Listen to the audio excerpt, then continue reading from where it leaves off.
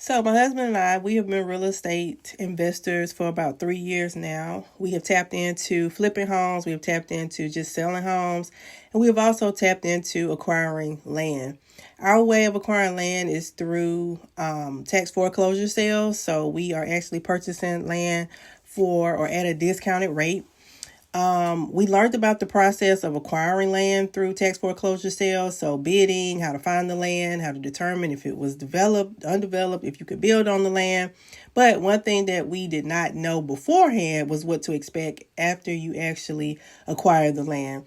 So some things that I wish I would have known was property taxes. They could change, they can increase, and this is an ongoing cost. It's not like you just purchased the land or own the land and you don't have any ongoing expenses. You do. You also have to maintain the land. So you have to make sure that you're keeping it mowed, that there's no litter, that you're keeping an actual eye on this land. So just think about it. If you're out of state and you're purchasing land out of state, you want to make sure that you have somebody monitoring that land, making sure that it's being maintained. So this is something that we do spring, summer, and even in the winter, is make sure that our land is maintained.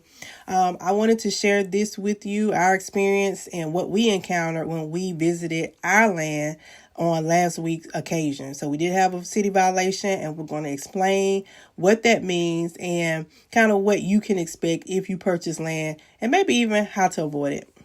All right, guys. So we are out doing a check on the land, check the maintenance, and to our surprise, we did find a notice on the property.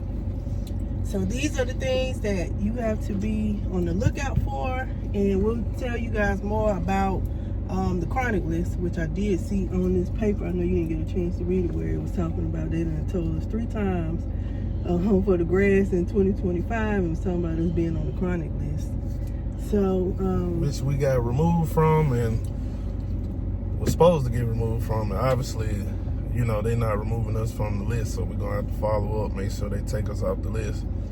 Yeah, so this is something to think about if you are out of state and you purchase property or purchase land in a state that you don't reside. You know, having somebody to check on that land, make sure that it's being maintained, and also stand on top of the city to make sure that they aren't putting signs on the yard, because I need to show them what it looks like. It's not really that high. I mean, you know. Well, sometimes it's not all about the grass. Sometimes it's about trash and stuff in your lot and stuff too. So, you know, but still, like she said, the grass ain't even that high. Of course, we know we just now entering into spring, and the grass just now getting growing good and stuff like that. So yeah, it ain't even really worth getting a sign in your yard. But the first thing they do is they attack those people that's on the chronic list, and they want to put signs up, make them a few dollars. Yep.